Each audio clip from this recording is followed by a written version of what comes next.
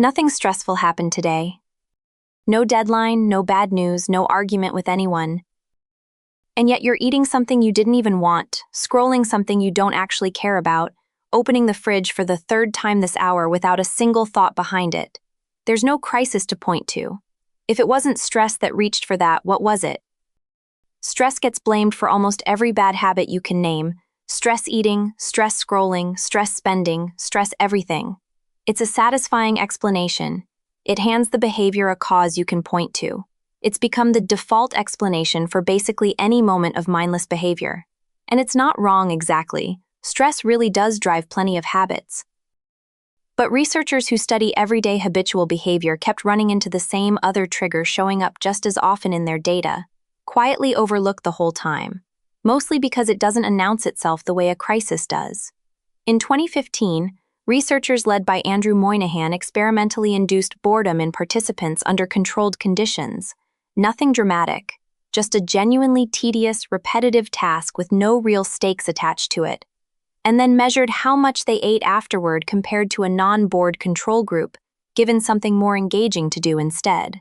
The bored group ate significantly more, and critically, independent of how hungry they actually reported being beforehand, participants filled out standard hunger and mood questionnaires both before and after the task, which is exactly how the researchers could rule hunger out as the real driver. Boredom, in studies like this one, isn't measured by how little is happening around a person, but by how little a task actually engages their attention, which is why a genuinely tedious meeting can trigger the same pull as an empty afternoon at home. A related study published the same year found bored participants would even choose to self-administer mild physical discomfort rather than sit quietly with nothing to do. The goal clearly wasn't comfort in that moment. It was simply escaping the flat, understimulated state itself, by almost any means available. This fits into a much larger pattern than boredom eating alone. In 2002, Wendy Wood, Jeffrey Quinn, and Deborah Kashey tracked real people's everyday behavior in detail, stopping participants several times a day, whenever a signal went off, to report exactly what they were doing and why. A method that catches behavior in the moment rather than relying on people to accurately remember and explain themselves afterward. They found that roughly 45% of everyday behavior was habitual, triggered automatically by a stable, low-engagement context, rather than by any conscious decision or emotional crisis prompting it in the moment. Notice that this figure has nothing to do with dramatic behavior. Checking a phone, opening a cabinet, refreshing a tab are exactly the kind of small, repeated, low-stakes actions this research is describing. Boredom is exactly that kind of context. Quiet, repetitive, understimulating, with nothing demanding your attention, which makes it a near-perfect breeding ground for automatic, cue-driven behavior to quietly take over without you ever noticing the handoff. One honest limit worth flagging here. Some retrospective surveys on smoking relapse list boredom as a relapse trigger just as often as stress. But that specific head-to-head comparison hasn't been tested with anything like the same experimental rigor as the lab-induced boredom studies described above. Those surveys ask people to look back and label their own relapse afterward, a noisier method than watching boredom get created and measured under controlled conditions. So it's a newer, considerably smaller research thread, not a settled ranking you should treat as fact. It's also worth noting the two aren't always neatly separable in real life either.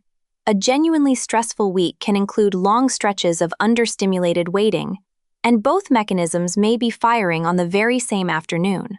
What the strongest evidence actually supports is narrower than boredom beats stress, and still genuinely surprising on its own.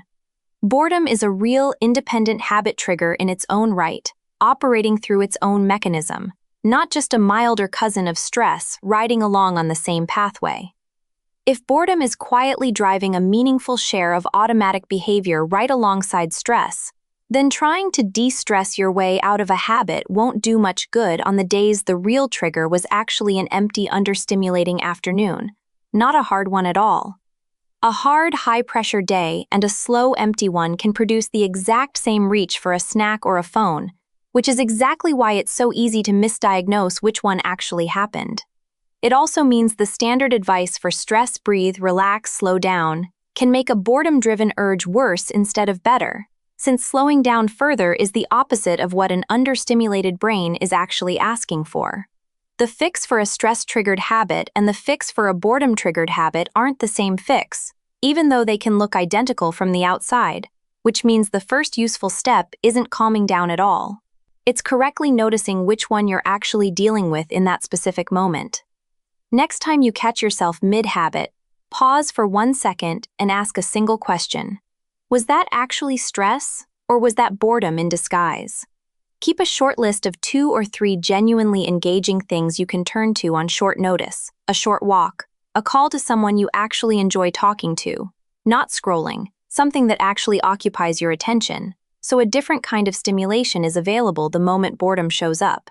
If it's boredom, the fix isn't relaxation at all, it's stimulation of some other kind, and often a genuinely different kind of engagement, even a small one, is all it takes to quiet the urge without needing to fight it directly. That's one more piece of being human decoded.